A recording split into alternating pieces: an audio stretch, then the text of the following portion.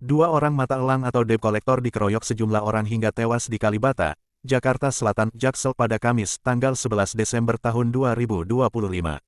Pada akhirnya, kedua korban tersebut dinyatakan meninggal dunia dengan kondisi satu tewas di tempat kejadian dan satunya lagi meninggal di rumah sakit pada Jumat, tanggal 12 Desember tahun 2025.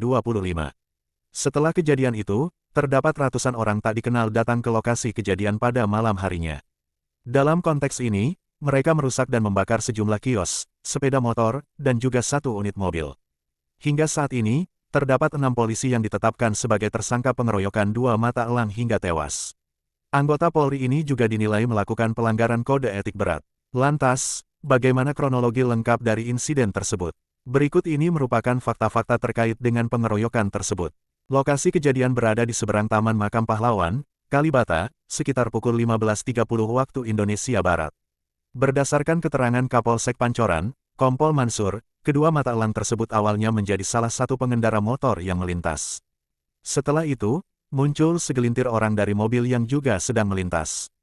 Sementara itu, Kapolres Metro Jakarta Selatan, Kombes Nikolas Ari Lilipali mengatakan, pengeroyokan terhadap dua matel tersebut dipicu oleh utang kredit sepeda motor. Kami dari sore sampai malam hari ini menangani perkara berawal dari adanya, istilahnya mata elang, mau menagih kendaraan sepeda motor yang indikasinya belum bayar kredit, kata ungkap Nikolas kepada wartawan, dikutip Sabtu, tanggal 13 Desember tahun 2025. Pada Kamis tanggal 11 Desember tahun 2025 malam, sejumlah orang diduga rekan dari dua mata elang yang dikeroyok membakar sejumlah tenda milik pedagang kaki lima hingga motor di sekitar lokasi. Mungkin ada rasa tidak terima. Imbasnya ke lingkungan sini yang tidak tahu menahu karena kejadiannya di jalan dan menurut keterangan saksi hanya spontanitas, enggak tahu dari mana, masih dalam penyelidikan, ujar Mansur. Mansur menyebut, ada sekitar 80 orang sampai 100 orang yang merusak dan membakar warung-warung hingga motor tersebut. Akibat dari itu yang korban ini mempunyai teman-teman kurang lebih 80 sampai 100 orang tiba-tiba datang. Sebenarnya kami dari pihak kepolisian sudah mengantisipasi itu, namun kekuatan pada saat itu yang tiba-tiba datang kurang lebih 100 orang itu merusak warung-warung yang ada di sekitar tempat ini, ucap dia.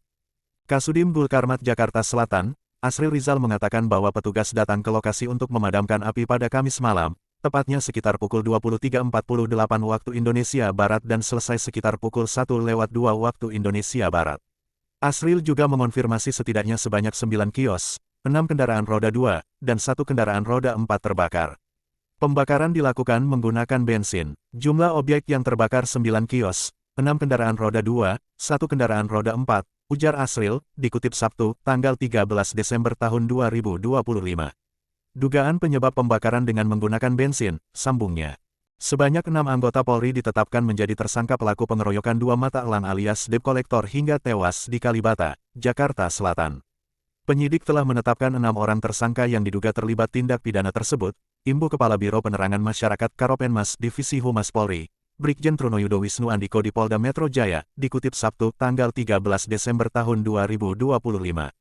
Trunoyudo bilang, 6 orang yang ditetapkan tersangka itu antara lain JLA, RGW, IAB, IAM, BN, dan AM. Menurutnya, mereka merupakan anggota pelayanan markas yang bertugas di Mabes Polri. Dia pun menyatakan para tersangka dijerat dengan pasal 170 ayat 3 KUHP. Pasal yang dikenakan 170 ayat 3 KUHP. Pengeroyokan yang mengakibatkan korban meninggal dunia, pungkas dia.